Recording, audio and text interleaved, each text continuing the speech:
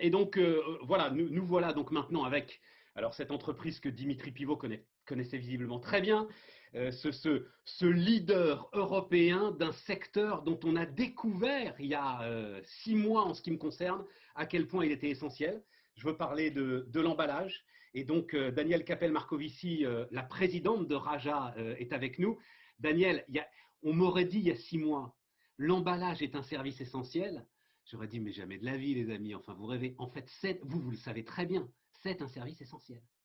Bien sûr, c'est même indispensable pour protéger les produits, pour les stocker et surtout pour les expédier parce que si vous recevez des produits chez vous ou même si vous les achetez dans un magasin, eh bien pour voyager, eh bien, il a fallu un emballage pour qu'ils arrivent en bon état jusqu'à chez vous, tout Quand, simplement. quand il y a eu donc, le premier confinement, on s'en souvient, et notamment l'industrie agroalimentaire qui doit totalement modifier ses chaînes de production parce qu'il y a eu une très forte demande sur certains produits qu'ils n'avaient pas l'habitude d'avoir. Ok, on a tous suivi ça. Et l'un de ces professionnels me disait, mais vous savez, le sujet pour nous, ça a été tout autant que nos propres opérations, ça a été l'emballage. Est-ce que vous aussi, il a fallu complètement modifier l'ensemble de alors, vos approvisionnements, hein, puisque vous êtes un distributeur, pour faire face à cette demande incroyable? Alors, nous avons, comme je vous le disais, nous avons beaucoup de stocks, un stock important de tous nos centres de distribution, mais tout simplement, on a un partenariat permanent avec nos fournisseurs, et puis nos approvisionnements sont 85 ou 90% essentiellement en Europe. Par conséquent, on a des équipes d'acheteurs qui ont fait des prouesses pendant cette époque, Ouais. parce que tout simplement, les 24 entreprises du groupe sont toutes restées en activité et on a pu servir tous nos clients dans toutes les sociétés et dans tous les pays européens. Alors, quel que soit le secteur d'activité, parce que nous ne servons pas que le secteur alimentaire, évidemment, c'est le secteur pharmaceutique, c'est la santé, c'est toute la vente en ligne, bien sûr, et toute la vente en ligne qui a servi beaucoup de consommateurs pendant cette période-là, et que nous avons pu servir également avec tous nos emballages. Mais qui a servi tout le monde. Vous savez, Daniel, je réfléchissais à cette interview, je me dis, en fait, il n'y a pas un seul secteur, même ceux qui sont totalement dématérialisés, il n'y a pas un seul secteur qui à un moment n'a pas besoin d'un emballage. Enfin, c'est quelque chose de magique quand même, votre métier. Oui, alors on est un peu privilégié en ce moment et c'est vrai qu'on reconnaît que, voilà, je remercie ma mère tous les jours en ce moment d'avoir créé une entreprise en 1954 qui distribuait des caisses en carton et bien sûr nous avons continué à distribuer des caisses en carton aujourd'hui qui servent à expédier les produits et puis aujourd'hui on a évidemment des dizaines de milliers de produits, d'emballage et d'autres produits Alors d'ailleurs. attendez, je lis la liste. Attends, parce que j'ai pris la liste, Daniel. Donc, boîte, caisse en carton, ok. Pochette, enveloppe, étui, tube, film, palettisation. Alors, machine et système d'emballage aussi. Vous faites aussi les machines eh oui. Bien sûr, parce que à l'intérieur des caisses carton, si vous voulez protéger vos produits, il faut que vous il faut que vous protégiez avec un calage. Alors plutôt, ça peut être des coussins en plastique, mais ce qui a la faveur des consommateurs et des entreprises en ce moment, c'est évidemment le calage papier. Donc ce sont des systèmes qui froissent des rouleaux de papier et qui permettent de faire un emballage tout papier carton avec une fermeture également en papier. Du même coup, ça répond très bien aux préoccupations environnementales de nos clients À fond. qui cherchent à satisfaire leurs consommateurs, c'est-à-dire à expédier leurs produits dans un emballage qui est entièrement recyclé et recyclable. C'est la fin des petites billes de petites billes de polystyrène, par exemple, qu'on voyait partout. Là, c'est fini, ça? Oui, probablement. Ouais. Probablement et de Ouais. plus en plus, effectivement, hein. Ouais, mais Même c'est vrai. si les petites billes de polystyrène, depuis un certain nombre d'années, elles sont déjà fabriquées en plastique. Ce sont des granules déjà de plastique recyclés et recyclables. Oui, mais c'est super intéressant parce que vous devez vous adapter. C'est quoi? C'est vous, en fait, qui proposez ce genre de solution. ou vous discutez avec vos clients? Comment est-ce que ça se passe justement pour faire évoluer On connaît la demande depuis très longtemps, depuis les années 90. On sait qu'il y a forcément un virage vers la protection de l'environnement et ouais, que l'emballage est impacté par cette tendance. C'est normal et c'est justifié. Donc, toutes ces années, nous avons recherché non seulement à conseiller nos clients pour qu'ils emballent avec des emballages en papier ou en carton. Donc, nous les conseillons dans ce sens, mais aussi nous demandons, nous travaillons avec nos fabricants, avec nos fournisseurs pour basculer tout l'emballage plastique vers des emballages plastiques recyclés et recyclables. c'est ça. Mais dans l'ensemble, Daniel, la demande, c'est quand même moins d'emballage. Absolument, c'est vrai, c'est moins d'emballage, mais Donc ça c'est veut dire, incontournable quand même. Donc, moins d'emballage, ça veut dire moins surtout d'emballage intermédiaire. Je pense que c'est pas l'emballage d'expédition parce que nos clients, ils ont un emballage, ils choisissent un emballage minimum. Nous, on leur offre des boîtes qui sont par exemple à hauteur réglable, qui s'adaptent à la hauteur de leurs produits, ce qui fait qu'on diminue le vide. Et du même coup, c'est moins de coûts de transport et c'est moins d'emballage et c'est moins de calage à l'intérieur des colis. Donc, il y a beaucoup de possibilités et ça, c'est des solutions alternatives qu'on offre à nos clients pour la réduction aussi de l'emballage.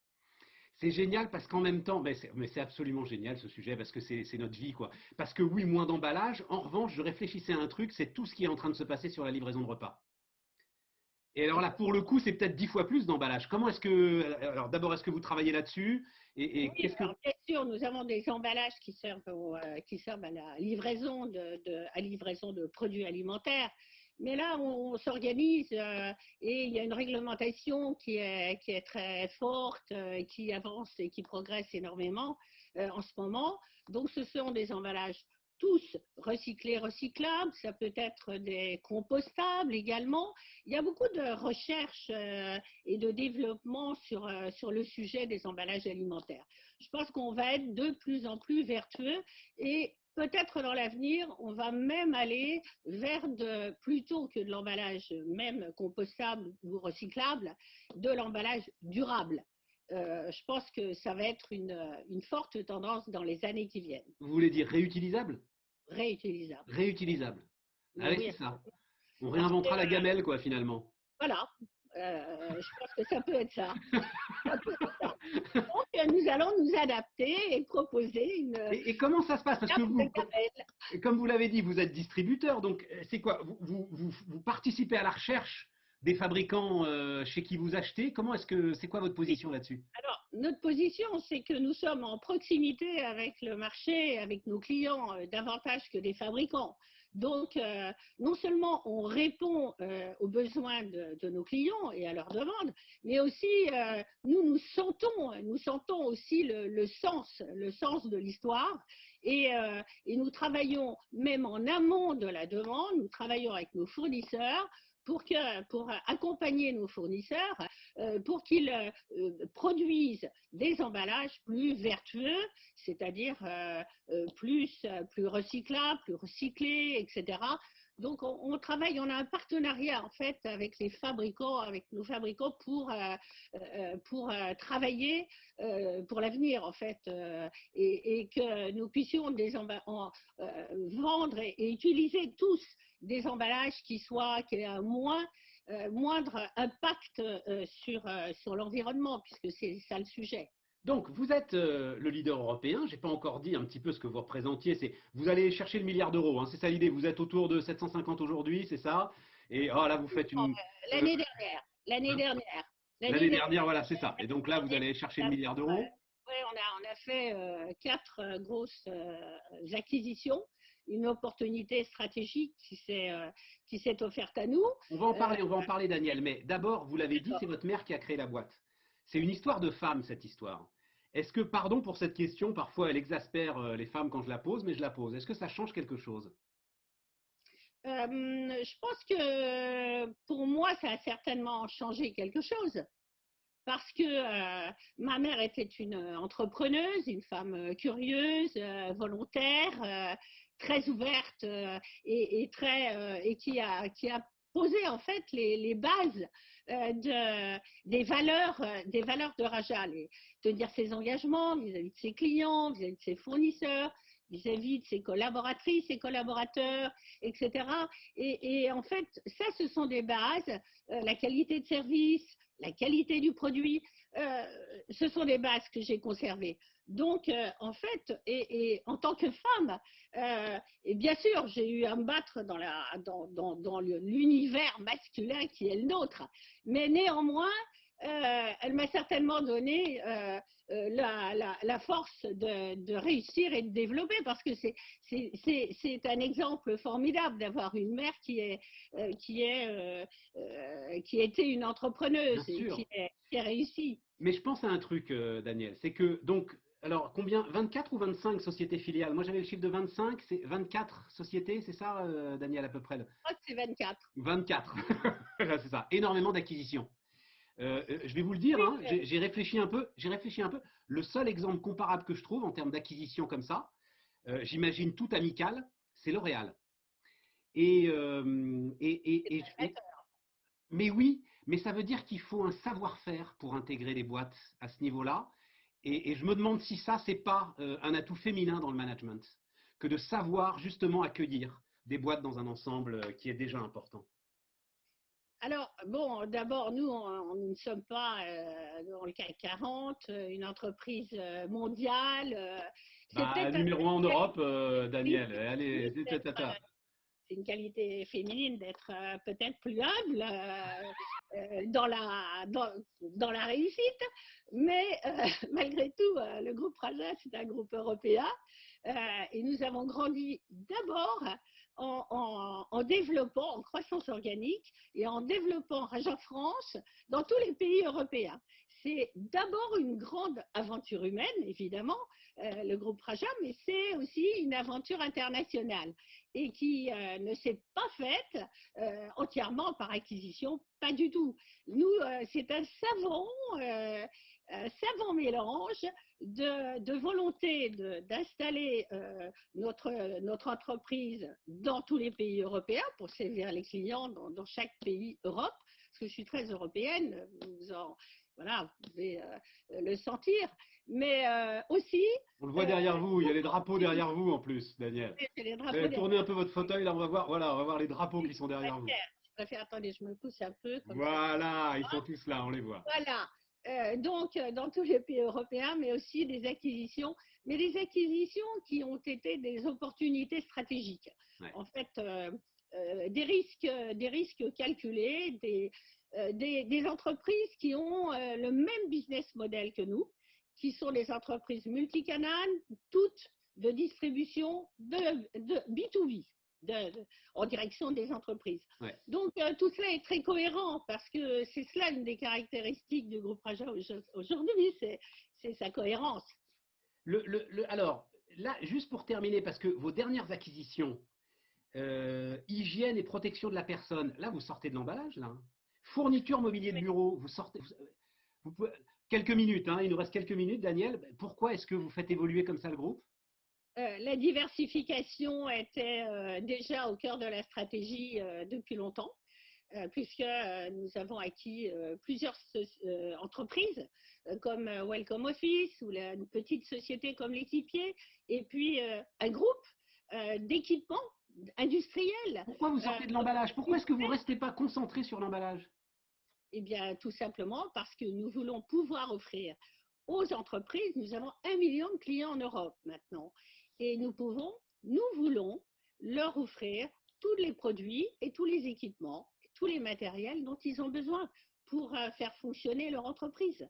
Je crois que c'est une stratégie très cohérente aujourd'hui où beaucoup d'acheteurs veulent regrouper leurs achats non seulement d'emballage, mais également de tous les équipements et les fournitures pour leur entreprise. Donc, fournitures de bureaux, équipement, mobilier de bureau, équipement industriel, manutention, stockage. Dites donc, Voilà. alors, Moi, oui, j'ai oui, oui. envie de cette galaxie. Vous allez devenir alors concurrent d'une autre TI qu'on aime beaucoup sur Bismart et qui s'appelle Manutan. Bien Eh sûr, oui, et oui, je oui. connais bien. On a grandi côte à côte et on les connaît bien et on les aime beaucoup. Mais oui, et puis nous, on est Voilà. ravis d'avoir comme ça des entreprises de taille intermédiaire qui partent à la conquête de l'Europe parce que de toute façon, le marché, il est considérable. Les, s'il fallait résumer les attentes aujourd'hui de vos clients, même de la société, en ce qui concerne l'emballage, pour terminer, Daniel, enfin, ce serait quoi aujourd'hui les réflexions qui vous occupent, vous, aujourd'hui? Alors, bien sûr, des réflexions sur l'environnement, sur la composition des emballages, l'utilisation, le coût des emballages, etc. Il y a des préoccupations sur le coût des transports, etc. Mais je pense que nos clients aujourd'hui et les entreprises et les acheteurs en général, je pense que c'est pas seulement, ils achètent pas seulement des fournitures et des équipements à une entreprise. Je pense qu'ils sont très attentifs aux valeurs des entreprises avec lesquelles ils travaillent. Donc, il y a un partenariat qui est au cœur de la relation, de la proximité avec nos acheteurs et nos clients. Et les valeurs aujourd'hui sont fondamentales dans cette relation. Merci Daniel. Daniel Capel Marcovici, donc la patronne de Raja, était notre invitée sur Bismarck.